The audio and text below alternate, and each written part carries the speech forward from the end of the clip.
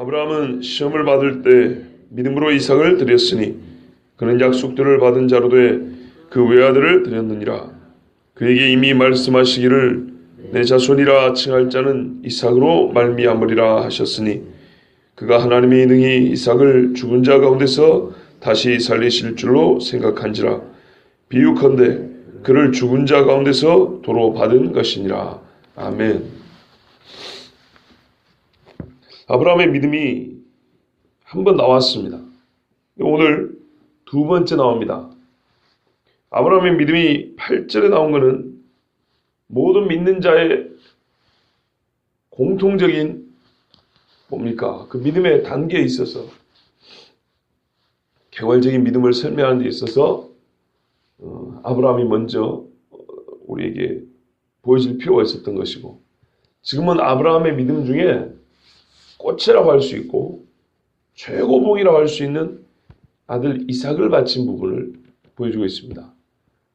왜 보여줬냐 하면 우리가 이 땅에 살면서 예수를 믿으면 구원을 얻지요. 그런데 계속 반복해 말씀드리지만 예수 믿고 바로 죽지 않아요. 살아갑니다.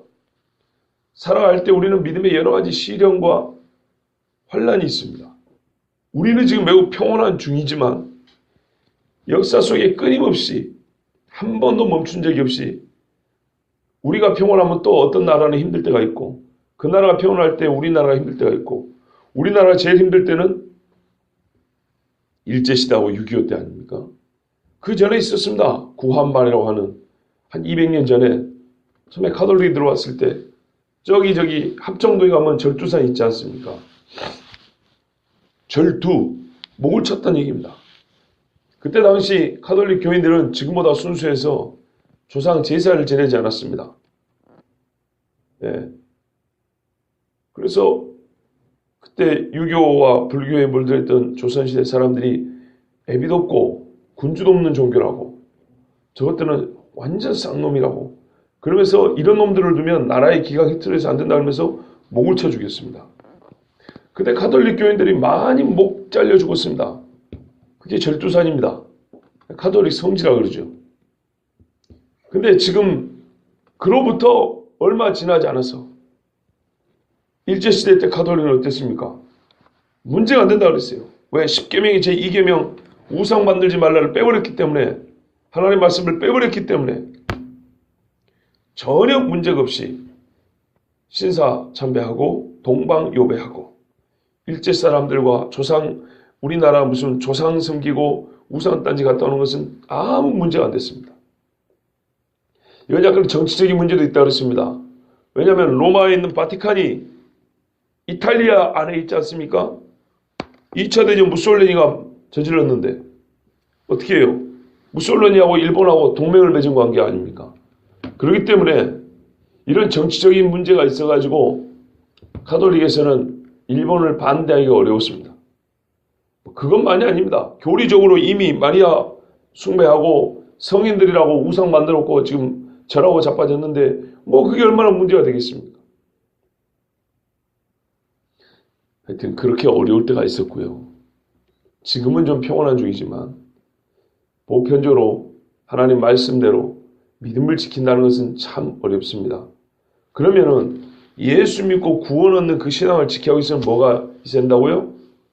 일상의 믿음이 있어야 된다고요. 일상의 믿음은 유혹을 이겨내고 미혹을 이겨내고 환난을 이겨내고, 미혹이나 유혹이나 구분하면 다릅니다. 유혹은 내 육체의 정욕 때문에 끌려가는 거예요. 옛길로 돌아가는 거예요. 미혹은 가르침이 잘못돼가지고 모르는 사이에 미끄러져 가는 거예요. 그러니까는 유혹이 같으면 옛날처럼 술 먹고 바람 피는 대로 넘어간 걸 유혹이라고 그런다면, 미혹은 신천지도 구원이 있다, 우리 교주가 사실은 숨겨진 그리스도였다, 그런 줄 알고 멍청하게 끌려가는 거예요. 이게 미혹이에요. 환난은 정면 충돌이죠. 옆으로 새 나간 길로 정면 충돌. 목에 딱 칼 대놓고 믿을래 말래. 자, 이런 경우에는 그건 환난이라고 그럽니다. 이런 모든 믿음의 시련들을 이겨야 한다 그랬습니다. 역시 믿음의 조상이 믿음의 시련을 이기는 가장 최고봉에 있어서 우리에게 모범으로 보여줍니다. 예수님이 하나님의 맏아들로서 우리로 하여금 믿는 자의 본이 된 것처럼, 구세지면서 동시에 믿는 자의 본이 된 것처럼, 아브라함은 본인이 믿는 자이면서 후손들에게 조상으로서 믿는 자의 본이 되었습니다. 그 최고의 아름다움, 그것이 오늘 말씀에 기록된 이삭을 바친 사건입니다. 우리가 다 아는 거죠. 덴마크의 철학자 키에르케고라고 있습니다. 제가 철학 이야기 하려는 게 아니고, 이 사람은 일평생에 우울하게 산 사람입니다. 우울하게. 자기하고 약혼한 여자가 있었는데 파혼을 자기가 했어요. 왜냐? 당신이 나하고 살면 행복하지 않을 거다. 나는 일평생에 웃기가 어려운 사람이다. 우울하다. 왜 그러냐? 나는 예수를 믿기 때문에. 그 이해가 안 되죠, 여러분. 예수를 믿기 때문에 왜 우울합니까? 근데 이 사람이 우울한 이유는 그거예요. 예수를 믿으려면 우리 인간이 말이죠, 거룩하고 지금보다 더 아름다워야 되지 않겠습니까? 그런데 죄를 지을 수밖에 없는 이 인간의 실존, 2차 대전 막 끝나고 말이죠, 이 인간들이 사는 꼬락서니를 보니까 도대체 하나님의 의로움과 공의, 그 사랑에는 가까이 가지 못하는, 믿는다 하면서도 유럽 사람들이 벌써 예수 없는 사이가 되어버린 거예요. 이것이 괴로운 거예요. 성경에 나오는 믿음의 사람들의 그 높은 믿음의 경지를 볼 때 우리의 살아가는 이 삶이 하나님 앞에 끊임없이 웃을 수가 없는 삶인 거예요. 영적인 고뇌입니다. 철학적 고뇌가 있지만은 동시에 영적인 고뇌가 있어서 이 사람은 철학자지만 성경에 관한 글을 참 많이 썼어요. 그게 이 아브라함 이야기가 나옵니다. 과연 아브라함 이야기가 없었다면 우리가 믿음이 무엇인지 어떻게 알았을까 하면서 막 그런 이야기 나옵니다.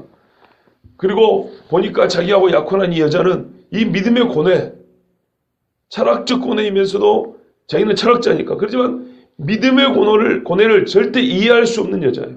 너무 사랑하지만 이거는 서로 안에 골이 있는 거죠. 그래서 파혼을 하고 이 사람은 나이가 많다고 젊은데 쓸쓸하게 죽습니다. 죽음의 측면을 볼 때는 그 사람의 믿음이 약간 건전하지 못하다라는 그런 생각도 좀 하게 되긴 합니다. 그런데 제가 지금 이 말씀 드린 것은 하다못해 실존주의 철학자라고 하는 덴마크의 키에르케고르조차도 이 말씀을 보고, 아브라함이 이삭을 바친 말씀을 보고 과연 이는 믿음이로다 그리고 외쳤단 말이에요. 이 땅을 살아가는 사람에게 있어서 믿음이 무엇인지 아브라함이 아니었다면 우리가 도대체 알 수가 없었을 것이다 할 정도로 극찬을 하고 믿는 사람으로서 심히 깊이 고민을 하고 웃을 수가 없었던 그 사건이 아브라함이 이삭을 바친 사건이에요. 그런데 우리는요, 너무 많이 들어가지고 이제 닳고 달아가지고 식상해져 버렸죠.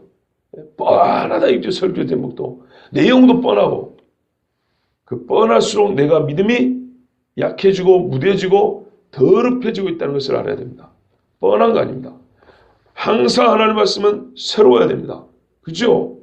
여러분, 물을 많이 줬어요. 고여있으면 썩죠? 흐르고 물이 많이 필요한 건 사실인데 새물이 계속 올라가죠. 그렇처럼 우리 신앙은 믿음의 이야기를 계속 반복해서 듣고, 소망과 사랑 이야기도 계속 반복해 듣고, 예수님 이야기는 여러분 얼마나 많이 반복해 들었습니까? 그런데도 신기하죠. 또 새롭고 또 새롭고, 물론 그 중에 일부는 우리의 기억력이 이제 쇠하니까 그런 것도 있지만은 하나님 말씀 계속 반복해 듣는 겁니다. 자, 아브라함 믿음을 한번 보십시오. 시험을 받았다 그랬습니다. 아브라함이 분명히 시험을 받았어요. 이거는 테스트죠. 여러분, 테스트를 할 때는 무엇을 가지고 하냐면 기존에 그가 가지고 있는 것을 확인해 봅니다. 그런데 가지고 있는 것을 확인해 보는데 조건은 기존의 조건과 다르게 만듭니다.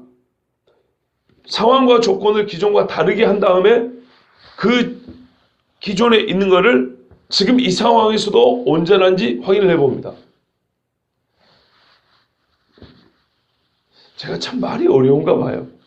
여러분, 제가 이야기를 할 때 한번 상황을 생각을 해보시면 아무 어렵지 않아요. 학교 시험을 한번 생각해 보세요. 기존에 가지고 있는 것을 확인해 본다니까요. 한 달 동안 공부한 걸 확인해 본다고요. 그죠? 배워온 거, 선생님 가르친 거, 내 구구단을 가르쳐줬어요. 학교에서 인수분해를 가르쳐줬어요. 배워온 거 기존에 갖고 있는 거. 근데 조건은요. 네 마음대로 공부하고 네 마음대로 하고 싶어 하는 게 아니라 오늘은 딱 시간을 정해가지고 문제지를 놓고 확인해 본다고요. 어렵지 않죠? 네.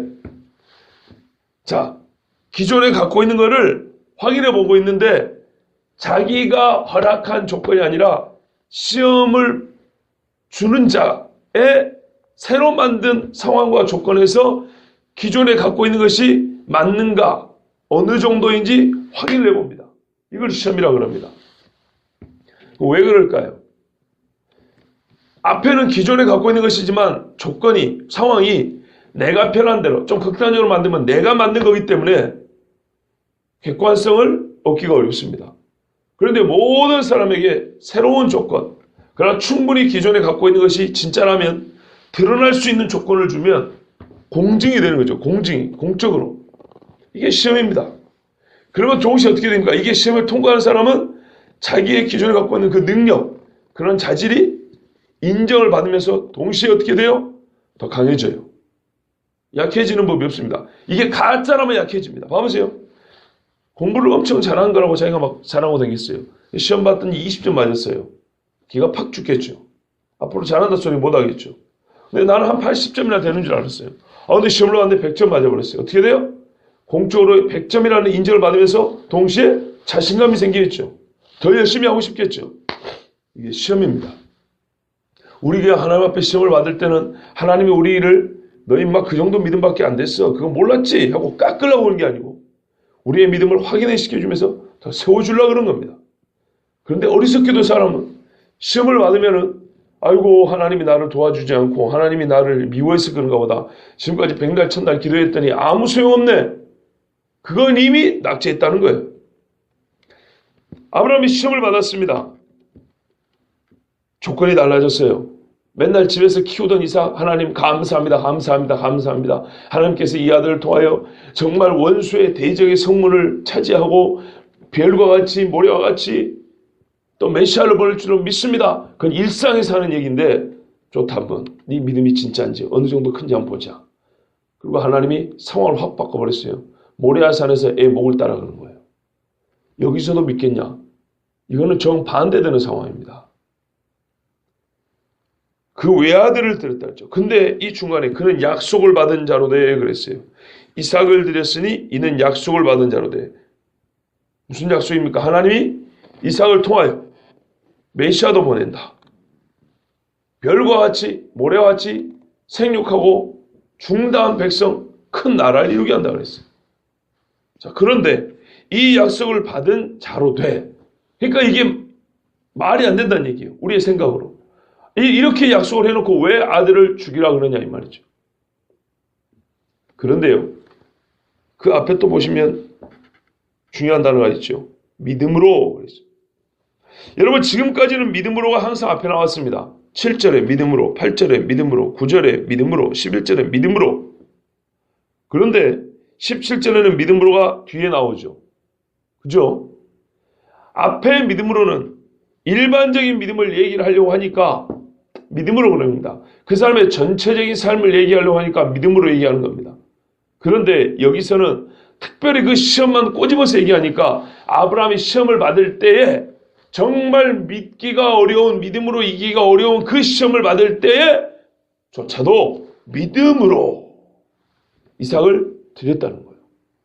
야, 이건 그러니까는 우린 여기에 주목하는 얘기입니다. 눈을 부릅뜨고 보라는 얘기입니다. 그런데요, 약속을 받은 자로 돼 드렸다. 두 가지가 말이 안 되는 겁니다. 창세기 9장에 보면 하나님이 노아 홍수 끝난 다음에 노아한테 뭐라요? 피는 피해서 갚는다 그랬어요. 그렇죠? 사람이 사람을 죽이면 안 된다는 얘기입니다. 그러면 살육하지 마라. 하나님이 스스로 모순되는 거고 이삭을 통하여 믿음의 자손들이 중다하리라 한 약속이 모순되는 거고 하나님이 이삭을 바치라는 순간 두 명령을 스스로 거스르는 꼴이 되어버립니다. 모든 인간에게 준 명령을 하나 거스르고요. 두 번째 아브라함에 주신 특별한 약속을 거스르게 됩니다. 하나님 자기 모순이 되는 겁니다. 뭐 인간이 따져볼 수 있습니다. 하나님 당신은 거짓말 하시는 분입니까? 신실하신 하나님이, 거짓말할 수 없는 하나님이 왜 나한테 이런 명령을 내립니까? 하고 따질 수 있는데 아브라함이 안 따집니다. 이게 믿음이랍니다. 그러니까 예수 믿는 사람들이 어떻게 해요? 의심을 가지고 질문하면 야! 믿어 그냥. 이래 왔던 거죠. 여기서 본을 받았는지는 모르지만 근데 그건 아닙니다. 성경에는 분명히 묻고 질문하는 게 대부분입니다. 근데 아브라함이 하나님 앞에 이때는 무슨 믿음인지 우리가 정확히 모르지만 하여튼 대단한 믿음이에요. 질문을 안 했어요. 질문을 하지 않고 물어보지 않고 따지지도 않고 그냥 갔어요. 근데 그 이유가 나와 있습니다. 여러분 질문하는 것을 믿음이 아니라고 말하는 게 아닙니다. 믿음 있으면 질문하게 됩니다. 믿음 있으면 질문하는데 아브라함은 질문하는 믿음 위에 믿음을 갖고 있었다는 얘기입니다. 그것이 오늘 말씀의 초점입니다.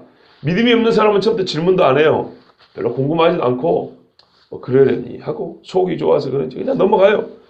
그런데 또 믿음이 좋은 사람은 믿기 위하여 질문을 해요. 덮어놓고 믿을 수는 없고 누가 물어보면 바로 대답을 해주세요. 막 질문을 해요.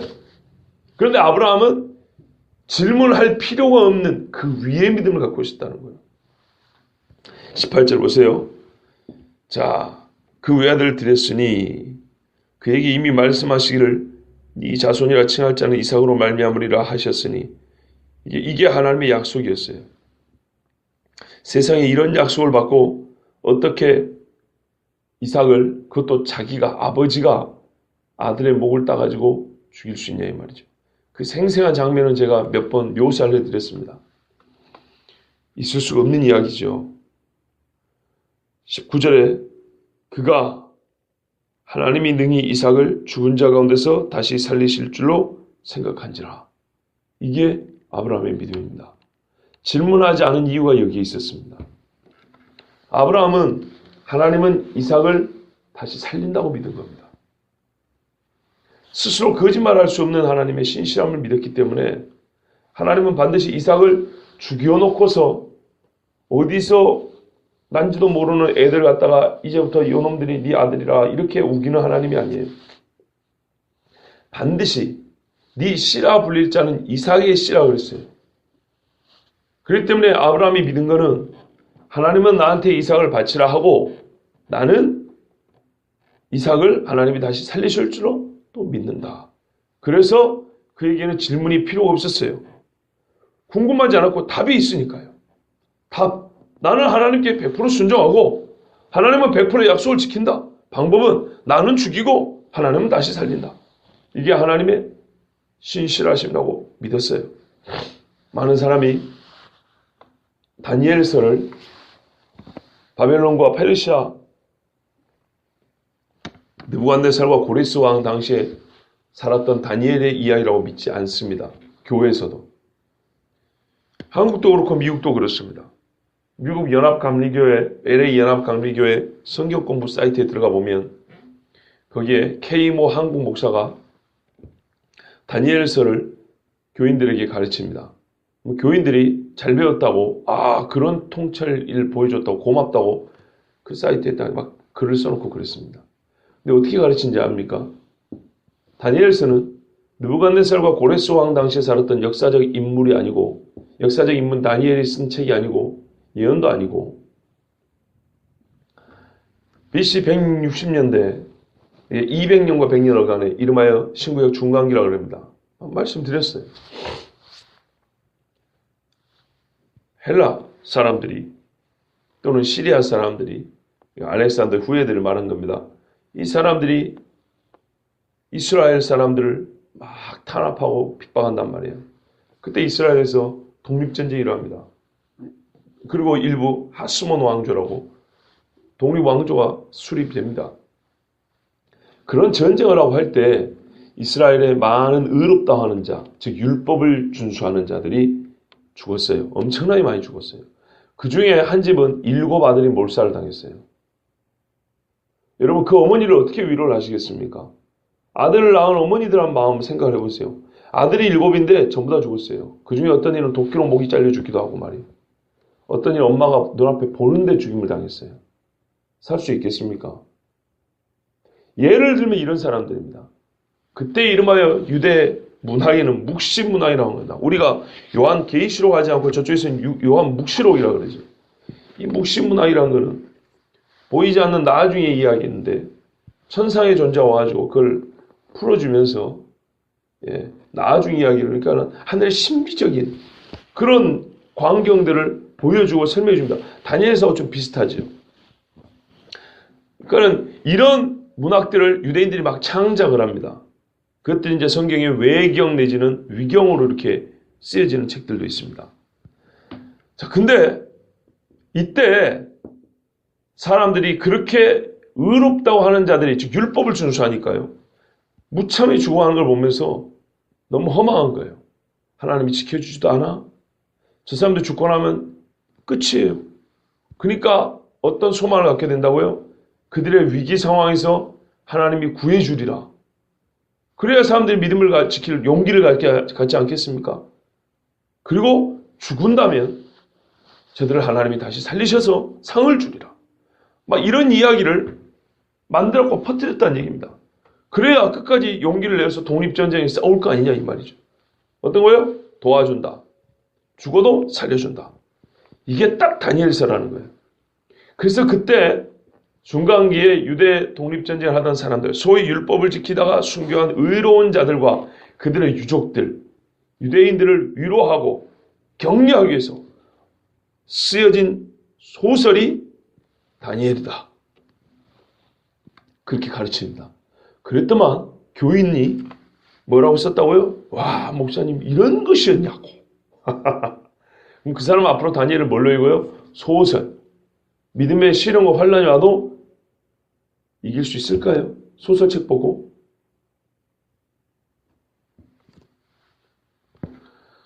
자, 그런 사람들이 이제 문제는 이겁니다. 다니엘로 끝나냐? 절대 안 그렇습니다. 그럼 예수만 내려갑니다. 그러면 예수의 부활은 뭐냐? 예? 이미 그때 만들어진 묵시문학, 예수 200년 전에 만들어진 그 묵시문학이 점점 발전, 새로워지고 각색되고 개발되면서 또 하나의 유대 묵시문학에 보면 의인이 오리라는 거예요. 의의 교사가 오리라 이렇게 돼 있어요. 또 의의 교사, 예수가 의의 교사였던가? 어떤 이든 예수를 의의 교사로 봤던 거예요. 율법을 새로 풀어줄 의의 교사. 예수님이 그랬다는 거예요. 모세는 말할 거야, 나는 말하노니. 예수는 그 묵시문학에 말했던 의의 교사라. 그는 바로 누구예요? 죽었으나 다시 살아날. 우리 중간기의 다니엘서와 같은 그런 글들이 바로 예표했던 바로 그 사람이라.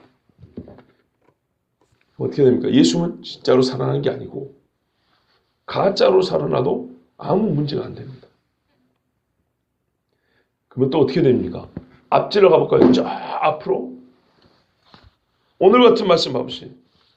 아브라함이 이삭이 죽은 가운데서 다시 살 줄로. 분명히 말하면 하나님이 다시 살리실 줄로 믿은 거라. 그럼 이건 아브라함 당시 믿은 건가요? 아니죠. 히브리서를 쓸 때는 이미 신약시대죠. 그죠? 신약시대이기 때문에 유대인들에게 소위 부활 사상이 종교관념으로 딱 정립이 된 때예요. 그러니까 아브라함이 이삭을 바친 것도 이해가 잘 안 돼요. 율법에는 분명히 사람 인신제사를 금했고 하나님이 약속을 했는데 이걸 어긴단 말이에요. 아브라함이 뭔 정신으로 그런 짓을 했을까? 이해가 안 되죠.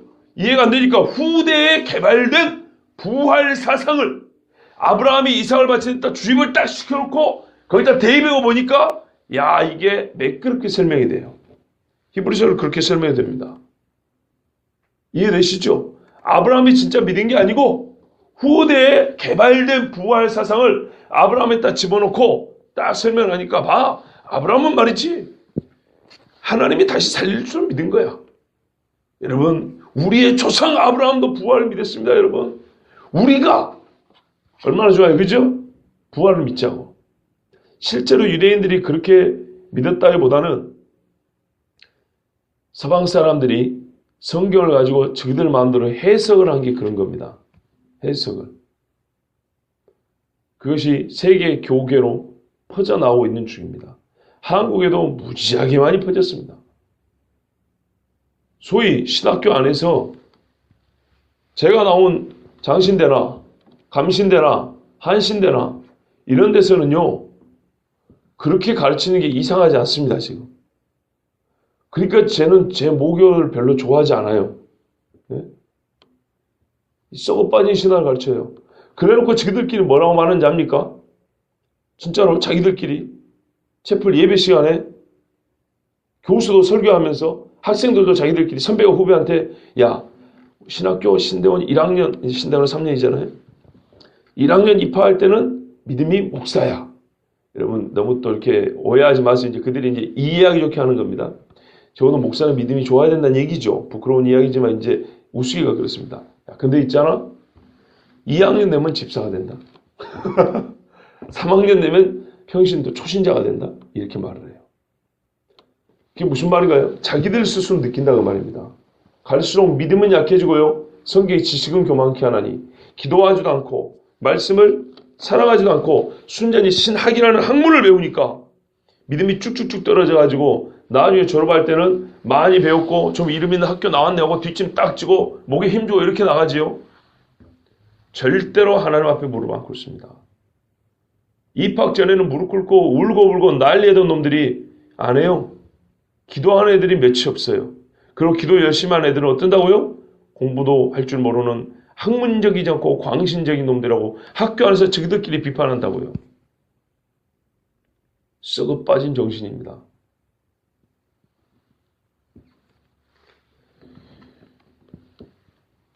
제가 이런 말씀 드린 거는 여러분이 혹시 그렇게 가르침을 들어본 적이 있을 수도 있고 아니면 앞으로 들을 가능성이 있기 때문입니다.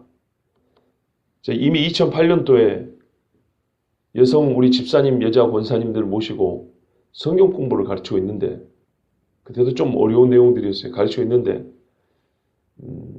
어떤 집사님 이야기를 들었어요. 밖에 성경 공부하러 가자 그래서 그분이 갔다 왔대요. 그랬더니 그 성경 공부를 가르치는 목사님이 글더래요. 다른 교회인데 성경을 새로 써야 한다고. 지금 시대가 변했는데 21세기인데 2000년에 쓴 성경을 가지고 우리가 믿을 수 없다고 새로 써야 한다고 그러더래요. 기가 막힐 이야기지요. 그래서 제가 그분 물어봤어요. 다 꼬집어 물어보면 돼요. 그 성경은 누가 쓸 겁니까? 라고 물어봤어요. 누가 써야 되죠? 그 다음에 두 번째 질문입니다. 누가 써야 합니까? 그리고 그 사람이 쓴 성경은 성경입니까? 아니면 그 사람의 그냥 개인 글입니까? 그걸 성경으로 볼 수 있습니까? 라고 물어봤어요. 대답 못합니다. 그러면서도 왜 성경을 새로 써야 된다는 말이 나오는지 아십니까? 믿기 싫기 때문입니다. 2000년 전은요. 무슨 놈 2000년 전요. 그게 문제가 아니고 시대가 문제가 아니고 사람은 똑같은데 하나님의 말씀을 믿기 싫기 때문에 유대인들 봐보세요. 율법 어떻게 했습니까? 율법 주인 지 2000년이 아니고 1500년밖에 안 됐어요. 예수님 당시에. 1500년밖에 안 됐는데 하나님의 율법을 얼마나 지들 마음대로 바꿨습니까? 마태복음에 나오잖아요. 너희가 하나님의 계명을 지키지 않고 사람의 유전과 전통을 따르는도다. 그것도 잘 지킨다고 하는 사람들이 그랬어요. 근데 이미 구약을 받은 지 3000년이 넘었고 모세오경부터 보면 예수님 이후에 복음서 이후에 신약을 받은 지 2000년이 넘은 유대인도 아닌 우리가 얼마나 하나님의 말씀을 많이 변질했을 것이며 지들 마음대로 해석하고 살고 있겠습니까? 우리가 잘 민감하게 그걸 찾아보지 않아서 그렇지 무지하게 많습니다. 이 귀한 말씀, 믿음이 무엇인지 정말 아름다운 꽃봉오리처럼 높은 산꼭대기처럼 우리에게 보여주는 이 높은 믿음의 이상을 배워야 되는데 여기다가 후대 만들어진 부활 사상이 삽입되어 가지고 이렇게 아브라함을 바친 그 신비하고 이해할 수 없는 사건을 이렇게 해석하고 이해하면 된다고 딱 그렇게 말해주는 순간 도대체 아브라함의 믿음이 어떻게 우리에게 교훈이 되냐 이 말입니다. 고대 인신제사의 습관을 버리지 못했던 역시 발전하지 못했던 종교가 점점 발달해 가는데 고대의 미개한 종교의식을 갖고 있을 때는 여호와를 믿는 신앙도 아주 미개했을 때는 인신제사도 바쳤다고. 지금 무슨 말입니까? 그러면 하나님도 초창기에 하나님은 인신제사를 바치라 했지만 발전하면서 점점 그런 야만적이고 잔인한 것들은 배제하고 성경도 발전하면서 인신제사를 금하고 동물제사로 가고 그 다음에 뭐예요? 이제는 마음으로 믿으면 된다고 이렇게 종교가 발전했다고 기독교도 발전했다고 이딴 식으로 말하기에 얼마나 좋냐 이 말이죠. 하나가 무너지니까 싹 무너지는 겁니다. 왜 부활신앙을 못 믿고요? 구약 사람들도 하나님 앞에 받은 계시의 말씀이 있어서 부활을 믿었다. 왜 이렇게는 말 못하냐 이 말이에요. 비유컨대 그를 죽은 자 가운데서 도로 받은 것이니라. 실제로는 죽지 않았죠.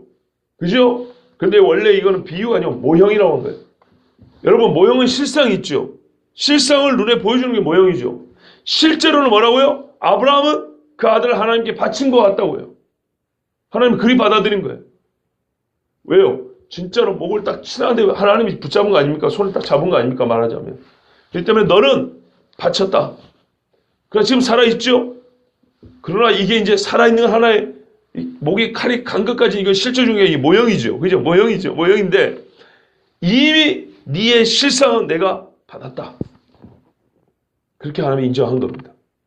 그리고 걸려있던 순염소죠. 예. 이놈 한 마리, 순양인가요? 갑자기 헷갈리네. 순양 한 마리 갖다가 바쳤습니다. 하나님이 이미 알고 있죠. 하나님은 알고 있지만 확인하시는 겁니다. 실증입니다. 왜요? 바로 오늘 우리를 위해서요. 고린도전서에 기록되어 있지 않습니까? 과거에 있었던 일이 기록된 건 오늘 우리에게 다 교훈으로 주고자 함이니 그랬어요. 본인은 하나님 앞에 믿음의 테스트를 통과한 거고 후대를 사는 우리에게는 믿음이 무엇인지 배울 수 있는 아주 가장 귀한 교훈으로 준 거예요. 그래서 실제로 후대 사람들 중에 이 믿음을 배웠기 때문에 다니엘과 사드락과 메삭, 아벳느고 같은 사람은 하나님 앞에 자기 목숨을 바친 거 아닙니까? 네? 아브라함의 믿음을 배웠기 때문에 요셉은 하나님 앞에 끝까지 순결을 지켰던 거 아닙니까? 그리고 두고두고 아브라함과 같이, 이삭과 같이, 야곱과 같이 다윗은 어디서 그런 믿음을 배웠겠습니까? 여러분, 성경은 말합니다. 당대의 아브라함이 가장 어려운 또 모순처럼 보이는, 모순처럼이 아니라 진짜 말 그대로 모순인 그 상황에서도 하나님 앞에 믿음을 지켰노라. 그러면 진짜 중요한 게 뭐죠? 어떤 하나님인지 알기 때문에 이게 모순이지만 그보다 더 깊은 하나님을 알기 때문에 능히 하나님이 이 모순된 상황을 스스로 푸시고 스스로 해결하고 가장 의롭게 돌이킬 능력이 있으신 분도 그리고 그 약속을 반드시 지킬 분인 것도 내가 믿노라. 여러분, 현대 많은 똑똑하다 하는 사람들 말을 듣지 마시고 성경대로 믿으십시오. 아브라함이 부활을 믿은 것이고 아브라함이 하나님의 말씀을 철저히 믿었던 것입니다. 오늘 우리도 하나님의 말씀을 믿고 정말 이성을 우리가 죽이고 믿는 건 아닙니다.